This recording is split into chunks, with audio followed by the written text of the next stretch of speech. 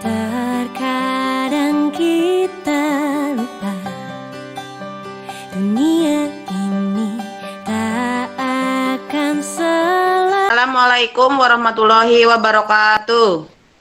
Waalaikumsalam warahmatullahi wabarakatuh. Terima kasih atas waktu yang telah diberikan. Di sini saya akan membacakan prolog dari kasus 1 dari Pak Rudi, yaitu bahwa terdapat 7 peserta didik di SD Pak Rudi Ampu, yaitu SD Negeri Sindang Barang 03, Kecamatan Karangpucung.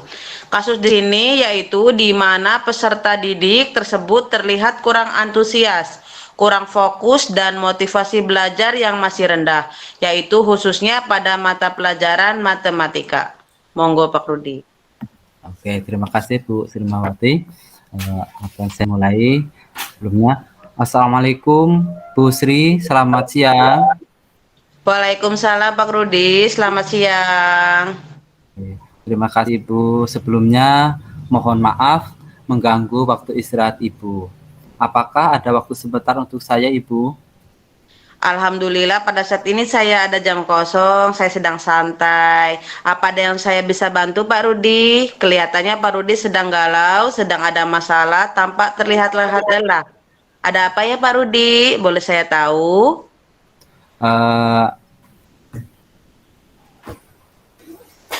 Seperti ini Bu Sri, mohon izin saya mau menyampaikan sedikit mungkin curhat ataupun sharing terkait dengan peserta didik yang saya ampu. Ada apa dengan peserta didik Pak Rudi? Bahwa pada akhir-akhir ini saya melihat peserta didik terlihat kurang antusias, kurang fokus, dan motivasi belajar yang masih rendah, yaitu khususnya pada mata pelajaran matematika. Saya mempunyai 7 siswa yang masih butuh penanganan khusus, apalagi yang sebentar lagi mau melaksanakan tryout dan dilanjutkan penilaian asesmen sumatif akhir jenjang. Saya merasa semakin khawatir Ibu. Saya takut peserta didik memperoleh nilai di bawah KKM. Oh, seperti itu. Wah, ternyata setelah mendengarkan perkataan dari Pak Rudi, ternyata Pak Rudi masalahnya cukup berat ya. Untuk sekarang, agar hasil yang dicapai lebih maksimal, itu apa yang akan dilakukan oleh Pak Rudi selanjutnya? Untuk langkah yang akan saya lakukan, mungkin ya Bu, pertama saya akan melakukan pendekatan yang lebih intensif terhadap anak tersebut dan menanyakan alasannya mengapa peserta didik tersebut melakukannya.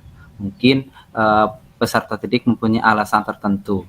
Dengan dilakukannya, saya akan mencoba mendatangi rumah peserta didik tersebut dan berbicara dengan wali siswa terkait permasalahan yang ada pada peserta didik. Kemudian yang kedua yang saya lakukan adalah menggunakan pembelajaran berdiferensiasi, yaitu dengan melakukan pemetaan kebutuhan belajar berdasarkan profil belajar murid terlebih dahulu, seperti visual, auditori, dan kinestetik. Kemudian untuk yang saya lakukan yang berikutnya adalah saya melakukan perubahan ataupun inovasi terkait metode dan strategi dalam pembelajaran. Di sini saya akan menggunakan metode dan strategi yang bervariatif yang nantinya dapat membangkitkan semangat dan peserta didik juga akan lebih fokus dalam pembelajaran di kelas. Kemudian yang keempat, saya juga akan melakukan ice breaking di awal pembelajaran. Mungkin saya akan menggunakan musik, bisa bernyanyi, kemudian tepuk-tepuk, dan sebagainya. Kemudian yang selanjutnya saya juga akan melakukan teknik stop di tengah-tengah pembelajaran untuk melatih atau membangkitkan fokus pada anak-anak lagi. Dan terakhir yang saya lakukan itu saya melakukan budaya positif, terutama yaitu budaya 5S, senyum, salam, sapa, sopan, dan santun. Yang biasanya insya Allah saya akan gunakan itu di memberikan sambutan hangat kepada anak di pintu gerbang dengan berjabatan tangan, dan selanjutnya setelah masuk ke ruangan, saya akan mencoba untuk membaca Asmaul Husna bersama peserta didik sebelum mulai pembelajaran di kelas, yang berfungsi untuk meningkatkan kesadaran diri pada peserta didik. Oh, bagus sekali, terencana sekali ya langkah-langkah. Baiklah, saya akan menanyakan, kita bahas satu persatu dari langkah yang sudah direncanakan oleh Pak Rudi ya. Oh gitu, gimana Ibu?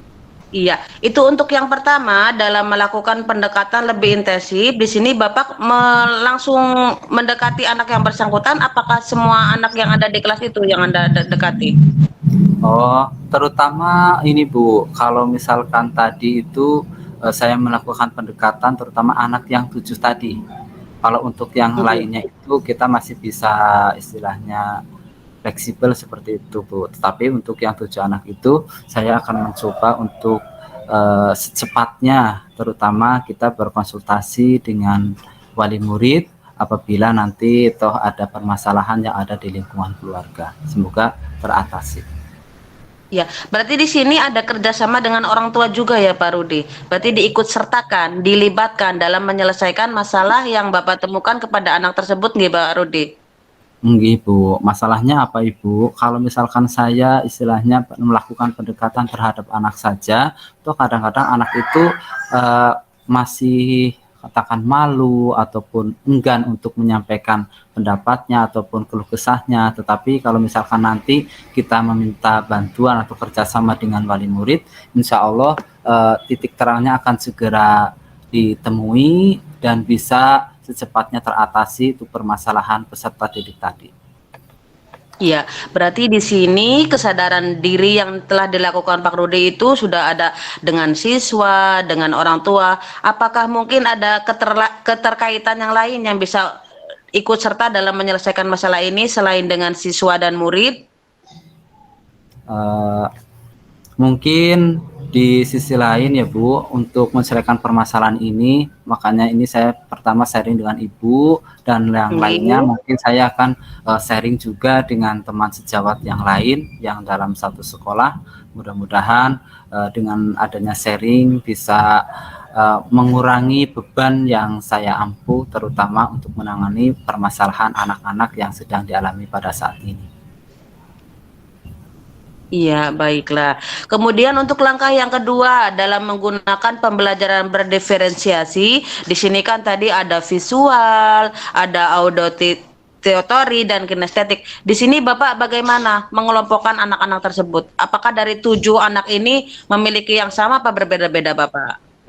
Iya Ibu, ternyata dari 7 anak tersebut mempunyai atau masuk dalam ketiga kategori tadi Bu, ada yang visual, ada yang auditory dan kinestetik. Sehingga saya akan mencoba dengan menggunakan pendekatan atau menggunakan pembelajaran yang berdiferensiasi, terutama melakukan pemetaan dengan kebutuhan belajar berdasarkan profil belajar murid, sehingga nanti capaian pembelajaran akan selesai. Bagus sekali Pak Rudi. Kemudian untuk yang langkah yang ketiga, melakukan perubahan dan inovasi terkait metode dan strategi pembelajaran. Apakah selama ini strategi yang sudah digunakan Bapak itu kurang bervariatif apa bagaimana sehingga perlu ditingkatkan Pak Rudi? Bu, untuk selama ini strategi maupun metode yang saya gunakan masih menggunakan metode yang lama Bu, masih menggunakan diskusi, ceramah, mungkin ada sedikit diselipkan dengan metode saya menggunakan video maupun PPT, tetapi untuk video dan PPT itu belum maksimal Ibu karena terkendala dengan jaringan. Di sini memang karena sekolah saya itu terlalu jauh atau masih pelosok sehingga jaringannya agak susah Ibu. Ya, bagaimana cara untuk menanggulangi? Tadi kan jaringannya susah ya. Nah, kira-kira besok Pak Rudi bagaimana ya biar pembelajaran itu bisa berjalan lebih variatif walaupun jaringannya susah. Apa yang Bapak Rudi lakukan? Iya, meskipun itu tadi ada terkendala jaringan, saya mencoba untuk mendownload ataupun mencari referensi lain sebelum melaksanakan kegiatan pembelajaran, terutama yang berkaitan dengan jaringan. Jadi saya mendownload terutama kadang video atau film atau nyanyian, musik, itu saya download dulu di rumah. Nah, nanti kalau sudah di-download baru pada saat pembelajaran saya akan menampilkan, sehingga kemungkinan untuk jaringan akan bisa teratasi. Jadi saya tidak mengandalkan jaringan yang di sekolahan, tetapi saya sudah mempersiapkannya dari rumah dengan mendownload berbagai macam video dan film dan sebagainya. Gih, bagus sekali ya Pak Rudi. Mungkin nanti bisa ditambahi dengan membuat pojok-pojok membaca, gih. Nah, kalau boleh saya tahu, berdasarkan kesadaran diri yang telah dibuat oleh Pak Rudi tadi, kira-kira nilai untuk saat ini Pak Rudi sudah pada nilai berapa, dan nanti nilai berapa yang ingin dicapai Pak Rudi? Iya, berdasarkan kesadaran diri yang telah saya lakukan, mungkin ini baru saya merasakan ya Bu, itu saya baru mencapai nilai 7 Ibu, belum sempurna.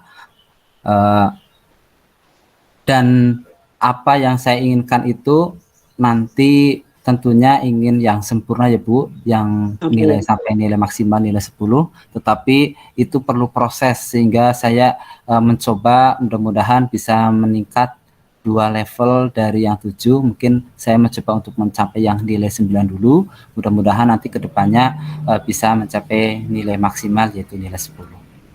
Wah, bagus sekali harapannya Pak Rudi. Semoga bisa meningkat sesuai harapan ya Pak Rudi. Amin, alhamdulillahirrahmanirrahim. Insya Allah saya akan melakukan perubahan ke arah yang lebih baik lagi. Nah, selanjutnya setelah dari tadi menyampaikan aksi-aksinya, kemudian komitmen apa yang akan dilakukan Pak Rudi untuk memperbaiki permasalahan yang ada tadi? Kan banyak sekali masalahnya ya. Jadi di sini komitmennya seperti apa? Oke, terima kasih Ibu. Nah, ini untuk komitmen yang akan saya lakukan adalah saya akan mencoba menggunakan beberapa metode ya. Yang pertama saya akan menggunakan kartu perkalian dan pembagian, karena di sini karena saya temanya tadi adalah tentang pada mata pelajaran matematika, terus terang saja di dalamnya itu masih banyak anak-anak yang belum hafal perkalian maupun pembagian, sehingga saya mencoba untuk menggunakan kartu perkalian dan pembagian.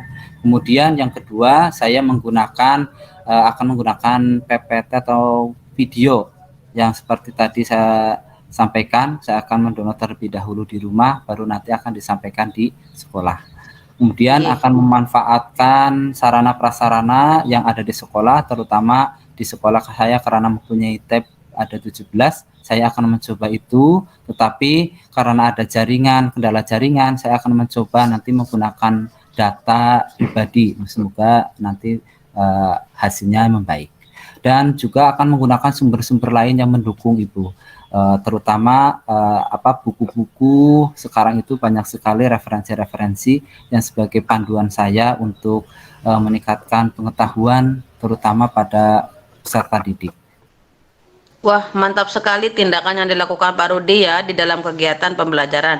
Saya rasa dengan tindakan dan komitmen yang Pak Rudi buat, ini akan berhasil sesuai dengan harapan yang Pak Rudi inginkan ya. Lalu setelah kita ngobrol bersama seperti ini, perasaan Pak Rudi sekarang bagaimana ya Pak Rudi? Ya, alhamdulillah Ibu, perasaan saya sekarang sudah sedikit lega, sudah plong, karena saya telah menemukan solusi dan penguatan diri, yaitu terutama permasalahan yang saya temui di kelas setelah sharing bersama Bu Sri tadi. Dan nantinya insya Allah saya akan selalu melakukan inovasi baru Bu. Alhamdulillah, kalau begitu saya harap Pak Rudi nanti bisa melaksanakan semua yang telah direncanakan dengan baik ya Pak Rudi. Semoga Pak Rudi bisa konsisten dalam melaksanakannya di ruang kelas Pak Rudi, dan pembelajaran bisa meningkat dan hasilnya akan menjadi baik. Murid-murid Pak Rudi bisa menjadi aktif di kelas ya Pak Rudi, dan segala kegundahan yang Pak Rudi rasakan bisa hilang. Alhamdulillah, amin Ibu, terima kasih atas doanya. dan atas waktunya yang telah diberikan kepada saya, telah mengganggu istirahat Ibu, dan sekali lagi saya ucapkan mohon maaf dan ucapkan terima kasih.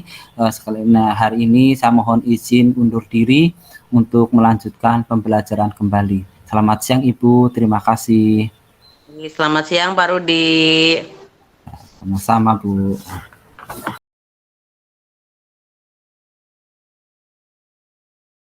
Assalamualaikum warahmatullahi wabarakatuh. Waalaikumsalam warahmatullahi wabarakatuh. Saya ucapkan terima kasih kepada Bapak Sudira selaku fasilitator dan Ibu Anita Yuniarti selaku PP dan teman-teman semua, Pak Herman, Pak Rustin yang saya hormati. Perkenalkan dari sini saya akan mempraktikkan praktik coaching bersama Bu Sri Marwati, dan di sini saya akan menyampaikan prolognya, yaitu untuk kasus 2, di mana Bu Sri Marwati itu adalah guru SD Negeri Pangawaren 02, memiliki 22 murid di kelas 6, namun 50% dari siswanya kurang memiliki antusias dan keaktifan di dalam kegiatan pembelajaran. Hal ini berdampak dengan rendahnya nilai di beberapa mata pelajaran seperti matematika. Baik, terima kasih. Monggo Bu Sri Marwati untuk dimulai dari sekarang. Assalamualaikum Pak Rudi. Pak Rudi sedang apa nggih? Waalaikumsalam Bu Sri. Alhamdulillah saya sedang santai sekarang. Saya baru saja pulang Bu sampai rumah, dan ini sedang salonjor, sedang merelaksasikan badan. Alhamdulillah kabar saya baik-baik saja Bu. Bagaimana dengan Bu Sri? Kabarnya baik-baik saja kan? Alhamdulillah Pak Rudi, saya juga sedang sehat-sehat. Gimana nggih Pak? Sepertinya dari nada perkataan Bapak ada sesuatu. Saya baik-baik saja. Oke. Mohon maaf sebelumnya Pak Rudi, saya mau meminta sedikit waktu dari Pak Rudi. Saya ingin menyampaikan sedikit unek-unek yang saya rasakan ya Bapak tentang pembelajaran akhir-akhir ini yang saya rasakan di kelas Bapak. Apakah Bapak ada waktu dan bersedia mendengarkan Pak Rudi? Ya, Alhamdulillah Bu Sri, untuk kali ini saya jamnya santai, sehingga insya Allah saya akan menampung semua aspirasi, keluh kesah dari Bu Sri, dan semoga nanti setelah kita sharing bersama dengan Ibu mendapatkan solusi dan pencerahan hingga akhir nanti, dan bisa diterapkan di kelas nanti. Monggo Bu, Mbok ada ini, silakan untuk menyampaikan keluh kesahnya. Alhamdulillah ya kalau Bapak memiliki waktu. Di sini saya akan sedikit bercerita tentang keadaan di kelas saya ya Pak. Begini, kelas saya kan ada 22 siswa ya, namun 50% dari siswa yang saya ampu tersebut antusias dalam mengikuti pembelajarannya itu sangat rendah Pak Rudi. Di sini ada 11 siswa yang kurang keaktifannya di dalam kegiatan pembelajaran. Mereka terlihat nampak asyik sendiri, lebih banyak diam, dan ketika saya mengadakan diskusi, mereka hanya mau menjawab jika ditunjuk oleh saya. Hal ini berdampak pada nilainya sangat rendah Pak Rudi. Padahal kan sebentar lagi mau ujian. Menurut saya hal ini sangat meresahkan bagi saya. Kira-kira saya harus bagaimana ya Pak Rudi untuk menghadapinya supaya anak-anak nilainya bisa bagus, juga bisa aktif dalam pembelajaran. Oke, oh begitu ya Bu Sri. Sebelumnya boleh saya bertanya ya Bu Sri? Tadi kalau tidak salah Ibu menyampaikan siswanya itu terlalu banyak diam. Kalau boleh tahu itu terlalu banyak diamnya itu ada pengaruh apa? Mungkin Bu Sri sudah istilahnya karena guru kelas biasanya sudah memahami, ataupun itu untuk yang siswanya itu apakah semuanya atau hanya beberapa siswa yang diam saja? Nah, yang paling diam sekali itu ada 2 orang yang sangat tinggi sekali. Kalau yang lainnya, yang 11 orang itu tidak terlalu aktif saja. Tapi yang 2 ini setelah saya dekati, saya tanya, kenapa kamu diam saja? Nah, ternyata mereka itu seperti cuek. Ikut di kelas itu tidak terlalu ingin mengikuti pembelajaran seperti itu Pak Rudi. Oh, seperti itu. Setelah saya mendengar cerita dari Ibu, Mungkin sekarang coba kira-kira setelah Ibu tadi bercerita banyak, panjang lebar, kira-kira rencana apa yang akan Ibu buat supaya anak tersebut bisa mendapatkan nilai yang lebih baik lagi? Yang pertama mungkin saya harus mencari tahu minat belajar dari itu. Tidak hanya dari yang 11 orang aja itu, tapi semua satu kelas saya harus mencari tahu minat belajar siswa tersebut dengan saya mencoba melakukan pembelajaran yang berdiferensiasi. Kemudian saya juga mencoba melakukan pendekatan dengan ke 11 siswa tersebut. Apalagi untuk 2 siswa yang sangat tidak aktif itu, saya mencoba pendekatan dengan anak tersebut secara langsung, juga saya melakukan pendekatan dengan orang tua. Dan saya juga bertanya kepada anak-anak yang lain, ini kenapa anak yang kedua ini bisa diam saja, apakah ada masalah atau apa, seperti itu. Kemudian yang kedua, saya juga bekerja sama dengan orang tua untuk memahami bahwa ini anak kenapa ya bisa di kelas diam saja, apakah ada masalah, apakah ada pembulian atau yang lainnya, seperti itu Pak Rudi. Oh iya, ternyata rencana-rencana yang sudah Ibu buat itu sangat bagus sekali ya Bu. Mudah-mudahan bisa terlaksana. Tetapi di sini saya pengen membahas beberapa tadi rencana Ibu. Itu tadi kalau tidak salah, Ibu itu akan Baru melaksanakan pendekatan terhadap siswa tersebut. Pendekatannya yang seperti apa? Apakah datang ke rumahnya atau bagaimana Bu? yang pertama saya dekati langsung di kelas ya, ketika istirahat saya dekati secara langsung siswanya. Saya bercerita dari hati ke hati, alasannya, mencari alasannya mengapa anak diam saja, seperti itu. Nah, ketika saya tidak menemukan, ternyata dia seperti mencari perhatian dari saya. Akhirnya saya mendatangi rumahnya, mencari tahu. Nah, setelah sampai di rumah, ternyata dia tinggal hanya dengan neneknya saja. Jadi kemungkinan besar anak ini kekurangan kasih sayang. Seperti itu Pak Rudi. Oh, seperti itu ya, Bu. Berarti intinya Iya. pertama selain Ibu itu melakukan pendekatan dengan anak juga dengan wali siswa di rumah ya, Bu. Nggih. Nah, mungkin ada rencana lagi, Bu, yang untuk dikembangkan untuk yang lainnya? Nah, kemudian yang ingin saya lakukan di sini saya juga berusaha untuk membuat atau merancang pembelajaran yang menyenangkan. Jadi saya berpikir bahwa kegiatan pembelajaran yang selama ini saya lakukan apakah kurang menarik bagi anak-anak saya, sehingga ketika mengikuti pembelajaran mereka terlihat tidak antusias. Jadi di sini saya berusaha merancang pembelajaran yang semenarik mungkin, seperti itu, yang bisa menumbuhkan keaktifan siswa di dalam pembelajaran Pak Rudi. Oh, seperti itu. Contohnya bagaimana, Ibu? Di Pembelajaran yang sini menyenangkan itu. Iya, di sini saya menggunakan beberapa permainan ketika saat pembelajaran. Nah, ketika mengerjakan soal terus-menerus kan siswa cenderung bosan ya, tidak menarik. Nah, di sini saya menyelipkan pembelajaran-pembelajaran itu dalam permainan. Jadi dengan pembelajarannya mengasihkan, jadi siswa tetap bisa bermain, tapi di sini juga siswa bisa tetap belajar. Seperti itu Pak Rudi. Ya, luar biasa sekali Bu Sri, semangatnya, kemudian talentanya juga tidak mengenal waktu dengan berusaha untuk selalu mendidik murid dengan berbagai macam cara ya Bu. Mungkin Iya. ada lagi Bu, ada rancangan lain, rencana Ya. yang akan dikembangkan lagi. Iya, selain itu saya juga berusaha menerapkan budaya-budaya positif di sekolah. Dengan pembiasaan-pembiasaan yang baik ini, dengan akhlak-akhlak yang baik ini diharapkan nanti siswa lebih siap dalam melakukan atau menerima pembelajaran.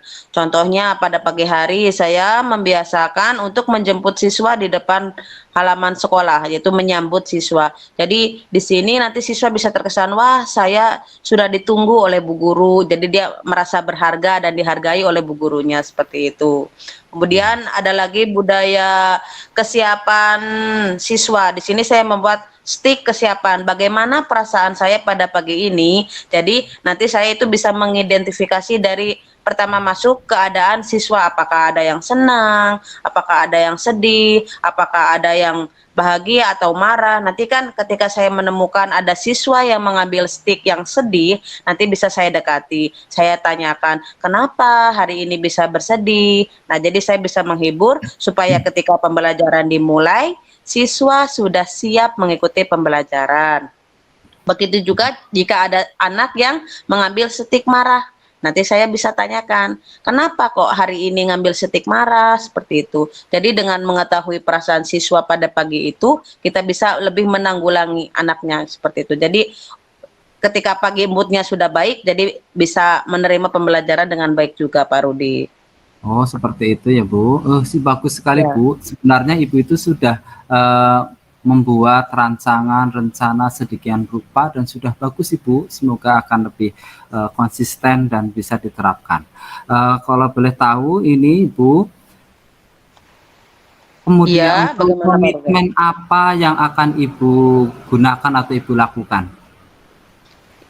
Komitmennya yang pertama saya harus selalu membiasakan untuk mengetahui kebutuhan muridnya. Jadi di sini saya tidak semerta-merta memaksakan apa yang ingin saya lakukan. Jadi di sini saya berusaha setiap kali setiap pembelajaran itu harus mampu memenuhi kebutuhan dari masing-masing siswanya. Walaupun tidak secara bersamaan dipenuhi, tapi secara bergantian dari masing-masing minat belajar siswa itu bisa terpenuhi. Kan ada 3 macam ya Pak Rudi, tadi ada auditori, ya kinestetik seperti itu. Nah Visual itu bisa ya. bergantian, ya bisa terpenuhi. Nah kemudian saya akan menggunakan PPT dan video supaya pembelajaran lebih menarik Pak Rudi. Nah kemudian juga saya menyelipkan teknik stop pada saat pembelajaran. Jadi ketika anak sudah bosan, sudah jenuh, sudah lelah, nah nanti saya bisa bersama-sama mengajak siswa untuk melakukan aksi stop. Dengan aksi ini, siswa diharapkan nanti bisa fokus kembali untuk mengikuti kegiatan pembelajaran yang selanjutnya, Pak Rudi. Oke, terima kasih sekali Ibu atas curahannya. Sebenarnya Ibu sebelum bercurhat ke saya pun kayaknya Ibu itu sudah mempunyai gambaran tersendiri ya Bu. Tetapi mungkin karena kurang penguatan di sini kita sama-sama saling sharing ya Bu. Kalau boleh tahu tadi untuk Pak Rudi. tadi kalau tidak salah itu ada komitmen PPT dan video ya Bu. Nah, itu kalau boleh tahu Iya. untuk Ibu, apakah ada terkendala dengan jaringan atau sudah full bagus Ibu jaringannya? Oh, jadi di sini untuk PPT itu saya membuatnya itu di rumah. Jadi ketika sudah di sekolah itu sudah dalam bentuk downloadan. Untuk video juga saya sudah download di rumah karena kebetulan di sekolah itu jaringannya tidak terlalu lancar. Jadi untuk menanggulangi jaringan yang error, saya membiasakan video itu sudah di-download di rumah terlebih dahulu. Jadi ketika sampai sekolah itu udah siap putar dan siap dinikmati bersama anak-anak, Pak Rudi. Seperti Oke, itu. terima kasih. Ya, bagus sekali ya Bu, tindakan yang telah dilakukan oleh Ibu di dalam kegiatan pembelajaran dan saya rasa Ibu itu semoga dapat berhasil dalam mendidik putra-putrinya, terutama karena sekarang mau menjelang untuk ujian, semoga nanti nilainya makin maksimal Ibu. Lalu Amin. bagaimana perasaan Ibu setelah berbagi cerita dengan saya? Iya, terima kasih Pak Rudi. Perasaan saya setelah curhat dengan Pak Rudi ya sedikit lega, sedikit plong. Beban yang saya pikul di pundak saya sedikit berkurang. Saya jadi tahu saya harus bagaimana, jadi tahu apakah tindakan yang saya lakukan itu benar, apakah salah, dan jadi saran-saran yang telah diberikan Pak Rudi menambah wawasan saya ke depannya untuk melangkah dan menghadapi anak-anak Pak Rudi. Alhamdulillah sekali saya telah mendengar beberapa harapan dari Ibu dan juga saya harap semoga Ibu bisa komitmen dan menerapkannya di kelas Ibu ya Bu. Oke. Oke, Iya, terima semoga kasih. saya juga bisa melaksanakannya terus menerus ya Pak Rudi dan Amin, bisa tetap semangat ya nilainya bisa Bu. semakin iya. Oke, tetap semangat meskipun sekarang musimnya sudah memasuki musim pancaroba, kita harus saling menjaga kesehatan, saling berpesan, tetap semangat menjalani hidup dengan penuh liku-liku. Terima kasih, Ibu Iya, Sri. iya. Iya, terima kasih Pak Rudi atas waktu yang telah diberikan. Semoga langkah-langkah yang sudah saya rencanakan bisa saya lakukan secara istiqomah, bisa terus menjalankan dan semoga nilai-nilai dari murid saya bisa membaik dan masalah-masalah yang saya hadapi bisa terselesaikan ya Pak Rudi. Terima kasih Amin. atas waktu yang telah diberikan dan semoga Pak Rudi selalu diberi kesehatan ya Pak Rudi. Iya, terima Amin, kasih. Saya mohon amin. undur diri ya Pak Rudi. Ya, jangan Terima kasih, bosan-bosan bila Bu. besok lagi saya curhat lagi dengan Pak Rudi nggih. Nggih, siap, Bu, Ya. siap. Saya akan Assalamualaikum Pak Rudi. Selamat Waalaikumsalam siang. warahmatullahi wabarakatuh. Selamat siang juga, Ibu.